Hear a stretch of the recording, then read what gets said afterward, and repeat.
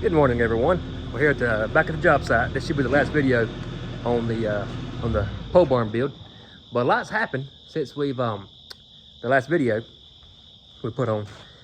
We ran purlins, and we didn't show that because mainly running purlins ain't much to running purlins. You basically just get how far apart you want to go and run. But something we didn't show, and I was trying to, but we was rushing, trying to beat the rain. And we just went ahead and slapped it on. I'll say slapped it on. It took a good day. But we got the metal on. I was wanting to show that, but we was in a hurry. But there wasn't really a whole lot to show, but other than how we run our metal. That is something I wanted to show y'all guys. And I can explain it to you here in just a minute. But I got a harness on here. We're gonna get up on the roof and run the gable trim or the rake trim and the ridge cap today. That's the day's job, and we will be done. So now I'm on top of this big old boy. Look at here. It's pretty high. I think from the ground to the top of the band is around 12 foot. So we got 5-foot trusses. So that's about 18 feet or so. But anyway, I'll show y'all right now. I'm running the rake trim, and it's pretty cut and dry. It's right up here. As far as the rake trim goes, it's the notching. That's the most aggravating part. Other than that, I mean, it goes quick. But and Cody's down there now running the tape that runs right here that lays on the metal, so that way it waterproofs it. I can't remember what they call that tape, but it's like the bubble gum stuff. He's running that on the rake trim now. He's gonna hand that back up to me. He's gonna do this one.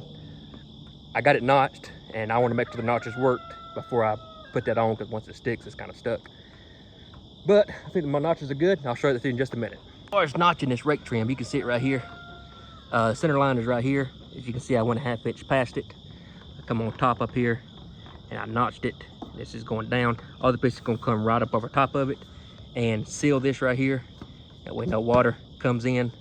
Line it up this way and this way. Make sure it's like a 90 degrees. You ain't gotta get a square on it, but just, you know, good eyeball. Make sure that's right, and it'll look good. All right, so we got the rake trim on over here.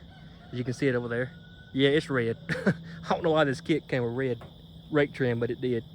We're running the ridge now. We're gonna do this side, the rake. We're gonna run the ridge, the cap, all the way to this side, and we're gonna finish up this side, so that way we ain't back and forth as we're going, because I am roped off here.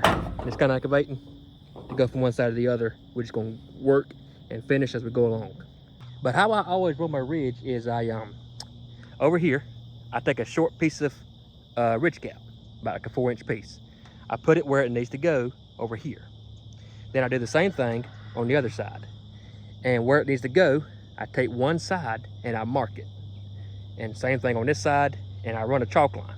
As you can see my chalk line right here, right up in there. I'll show it to you in just a second. I run a chalk line. Run all my ridge to the chalk line. So that way it's perfect and straight, it ain't gonna buckle. And then I just lay the other side over the other side and screw that down, and I put in every other rib, a screw in every other rib on the ridge cap. You can see my chalk line right there. I'm just taking this cap right here and running right along. And I do overlap. Code says regulations say 6 inches. I go a little more. I go 8 or above, and Lexel that, so that way no water's gonna come in. It probably won't, but just in case, we always Lexel that. As far as my harness goes, I'm tied off here first once about 3 feet from the bottom.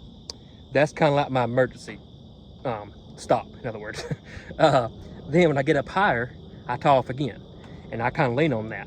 But I always keep one tie as soon as I get on the roof on my D hook here to keep me so that way if I do slip and I'm not tied off again when I'm closer to where I'm working, it saves me from falling off the roof. Now this rope is tied off.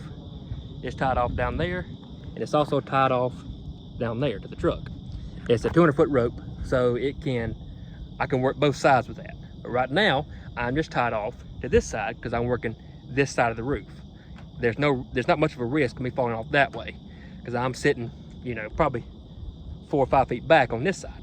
But now if I am on top, I pull the strings together and tie the knot, keep them going both ways.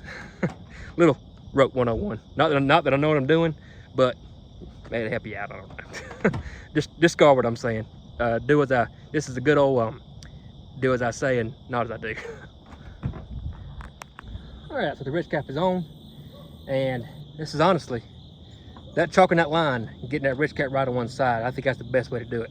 I'll show you how it looks in just a minute. Now this is 40 foot wide. I mean, you can tweak a 40 foot wide ridge cap a little bit if you need to, but I prefer not to. I prefer to start right and finish right. But I'll show you how the finished product looks here.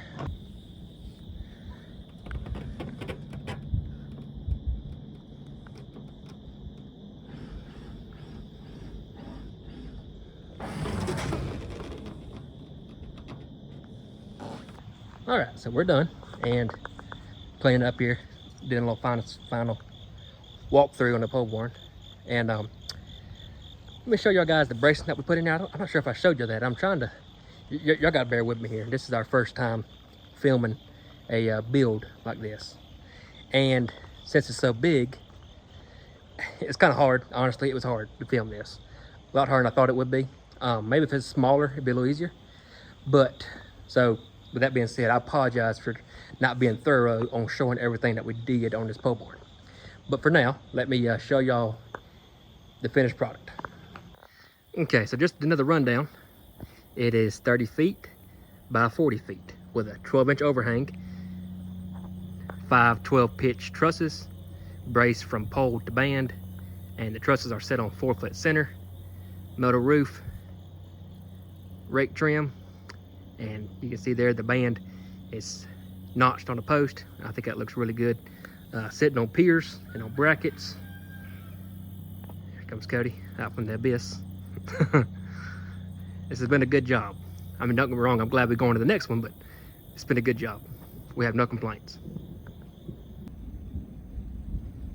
Don't look very big from down here. What you got? Wow.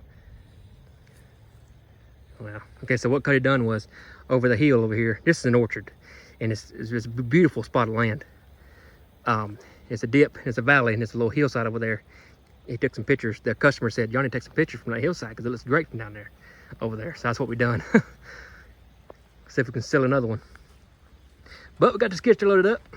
It's a mess. Don't look at it too hard. It gets worse the more you look. So we're back at the mill, and we had to strap this ladder down. Needless to say, I don't think it's going anywhere. What's the old saying? Nah, it ain't going nowhere. Look what we done. Go big or go home.